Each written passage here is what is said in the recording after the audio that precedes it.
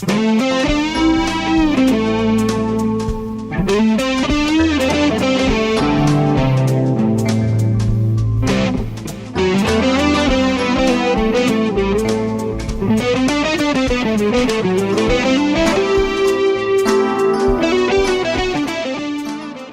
buenos días.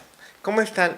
Hoy estuve leyendo una cosa en internet que me conmovió porque me movió muchas cosas a pensar sobre cómo vemos o analizamos los asuntos de la vida real en burbujas o en cuadros sin ver el panorama completo. Lo que leí fue una queja de un soldado, un marino que tenía que trabajar en un retén deteniendo carros para revisarlos.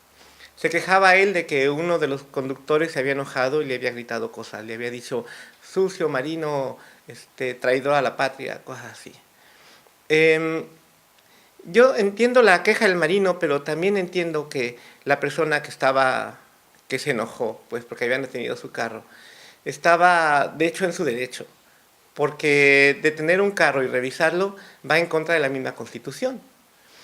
Sin embargo, el marino, bueno, tenía razón porque a él le habían dado una orden. A él le habían dicho, esto es lo que tienes que hacer. Y si él no lo hacía, iba a tener problemas pues en su compañía y iba a tener problemas también en su trabajo. Y él también tiene una familia que defender. Eso me puso a pensar mucho. Me puso a pensar cuál es la responsabilidad de un soldado que carga una institución.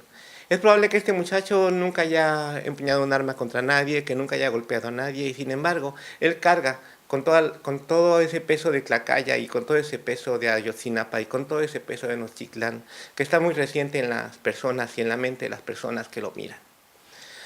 Él no es responsable de los actos de todo el ejército y sin embargo él pertenece a una institución que ha fallado a la gente, que estaba para protegerla y que en realidad se ha ido en contra de ella.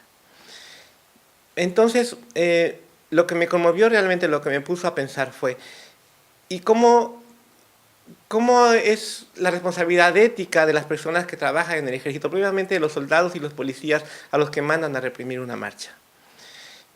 He visto cosas que me han sorprendido mucho, como reacciones de algunos policías que llegando a reprimir la marcha se quitan el casco, se voltean y se suman a la marcha. Esto ha pasado en Alemania, ha pasado en España. En México no ha pasado exactamente así, pero el comandante de policía de Nochtitlán renunció a su puesto porque no estaba dispuesto a ir a golpear a la gente. No es que digo yo que todos los policías tuvieran que hacer lo mismo, porque yo sé que todos ellos tuvieron que pagar fuertemente por sus actos, que están sujetos a juicio, que están sujetos a juicios políticos, a juicios del ejército, que piden su trabajo, que son arrestados, que les quitan dinero por haberse sumado a una manifestación. En todo caso, el problema aquí es esas personas que asumen que otro tenga su voluntad o que otro sea el dueño de su voluntad y se hacen finalmente esclavos del otro, objetos o títeres del otro, y que lo hacen porque no tienen otra posibilidad y están siendo, digamos, a su vez víctimas de lo que llamamos obediencia ciega. Obediencia ciega no es solamente no parte de una ideología política, parte de experimentos nuevos de neurociencia, que se han hecho acerca de cómo somos capaces de obedecer cualquier cosa sin cuestionarla. Milgram es el psicólogo responsable de estos experimentos y en el primer experimento hizo un pasillo muy largo que tenía un piso de ajedrez con algunas baldosas negras y unas blancas. Y al principio un letrero que decía, por favor no pises solo las baldosas negras, y una cámara que registraba cómo caminaba la gente por el pasillo. La gente pasaba por el pasillo sin saber por qué razón le pedían que no pisara más que las baldosas negras, pero pisaba solo las baldosas negras. El 90% de las personas que cruzaban ese pasillo y que no sabían nada del experimento, pisaron solamente las baldosas negras sin cuestionárselo. El segundo experimento de Milgram es todavía más tétrico, porque se les pedía a ciertas personas, se les explicaba que era un experimento sobre educación, se les decía que no se sabía cuánto los castigos ayudaban a aprender, y se les decía, tienes tú aquí un control de un botón que da toques eléctricos a la persona que está en la cabina que no puedes ver. Tú le dices una pregunta, si falla en la respuesta le das una descarga eléctrica. Las descargas subían de intensidad cada vez, comenzaban con 15 microvoltios, terminaban con 450 microvoltios, y la cuestión era que la los toques eran cada vez más fuertes. La persona que estaba aplicando el examen y que apretaba el botón podía escuchar los ruidos de la víctima o del alumno, que eran cada vez más fuertes conforme apretaba o fallaba, iba fallando en las respuestas. Al final, el medidor decía 450 es peligroso. Cuando se iban acercando hacia 300, la víctima dejaba de quejarse y, sin embargo, el maestro seguía apretando el botón. Cuando el participante volteaba hacia el investigador y le decía, es que ya no quiero participar, es que esto está mal, le decía, sígalo haciendo porque es el experimento. Si volvía a hacerlo, le decía, es que tenemos que seguir porque el experimento es así. Y si lo decía por tercera vez, decía, no tiene usted otra opción, es el experimento. Si lo volvía a preguntar, entonces paraba el experimento. La mayor parte de los participantes, es decir, un 60%, 60.5%, llegaron a aplicar una descarga de 350 voltios, a pesar de que ya no escuchaban ni señales de vida del otro lado del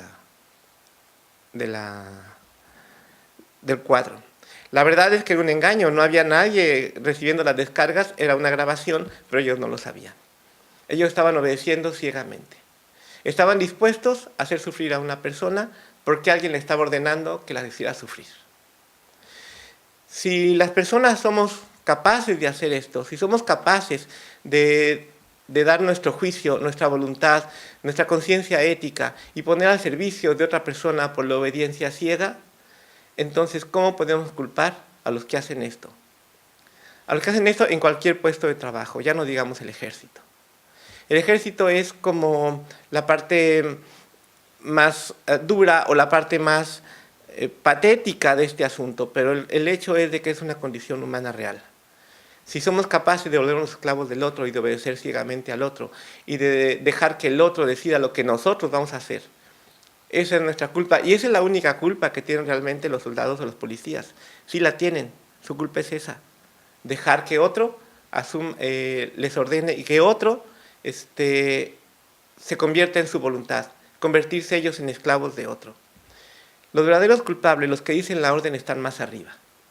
Y no me refiero a los mandos medios del ejército. Es más, quizá ni siquiera me refiero a los mandos del ejército.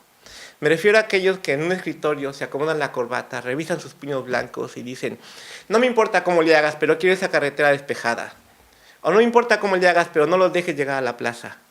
O estamos abiertos al diálogo, pero no podemos hablar de lo que tú quieres. Y si no te gusta, para eso tenemos un ejército. Bien, esos son los verdaderos culpables. Esos son a los que nosotros teníamos que detenernos en la carretera o donde nos encontremos y decirles, ustedes son los verdaderos traidores a la patria. Muchas gracias. Es todo lo que tengo que decir hoy.